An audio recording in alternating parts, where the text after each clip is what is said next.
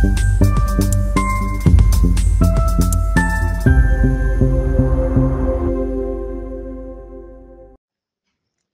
Police station की team ने साकरी शहर में हुई चेन स्नैचिंग की घटना का मात्र 24 घंटे में पर्दाफाश किया। आरोपी को पकड़ने में सफलता हासिल की कार्यवाही की सराहना की गई। जानकारी के अनुसार 29 अक्टूबर की रात 9:30 बजे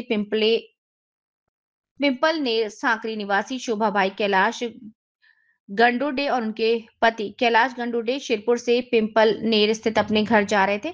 गाड़ी का इंतजार करते हुए सरकारी साकरी गोल्डी होटल के पास खड़ी थी। महिला के का पति होटल में पानी की बोतल लेने गया था। दो अज्ञात व्यक्ति मोटरसाइकिल पर आए और शोभाबाई गंगोडे के अकेले होने का फायदा उठाकर गले से सोने का मंगलसूत्र जबरन छीन कर भाग गए। घटना को गंभीरता से लेते हुए पुलिस निरीक्षक दीपक बल्वी के मार्गदर्शन में विशेष टीम का गठन हुआ। अज्ञात आरोपियों को मात्र 24 घंटे में पता लगाया। पुलिस ने आरोपियों को गिरफ्तार कर लिया। दशरथ रंगनाथ भावरे निवासी गढ़ी भीलटी साकरी जिला धुले, भूषण दीपक सोनवड़े निवासी रूपाई नगर साकरी जिला धुले और उनके कब्जे से चोरी की गई चेन भी जब्त कर ली गई। धुले जिला पुलिस अधीक्षक श्रीकांत धीवरे, धुले अतिरिक्त पुलिस अधीक्षक अजय देवरे, साकरी पुलिस उप अधिकारी संजय बांबले के मार्गदर्शन में साकरी पुलिस निरीक्षक दीपक बल्वी, पुलिस कांस्टेबल महेश गायताड़, बापू रायते, उमेश चौहान, अनिल शिंदे और अन्य उपस्थित थे। दिनांक 29/10/2025 रोजी रात्री 21:30 वाजेच्या सुमारास साकरी येथील गोल्डी चौकामध्ये एक महिला तिच्या पतीसह पिंपळनेर येथे जाण्यासाठी बसस्टँडला गोल्डी चौकामध्ये उभी होती।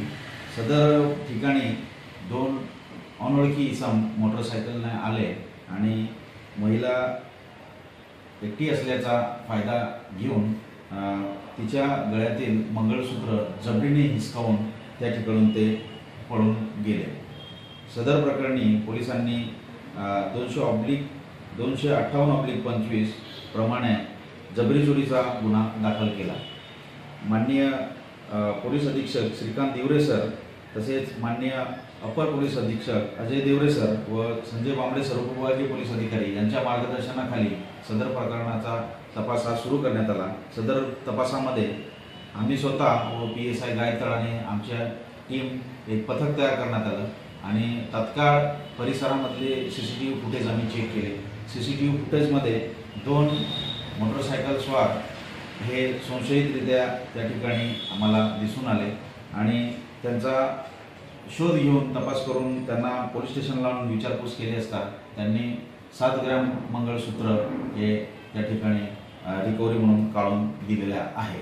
सदर गुन्ह्याचा तपास 24 तासामध्ये आम्ही कंप्लीट केलेला आहे आणि आरोपींचा PCR घेण्यात आलेला आहे। सध्या आरोपी PCR मध्ये आहे।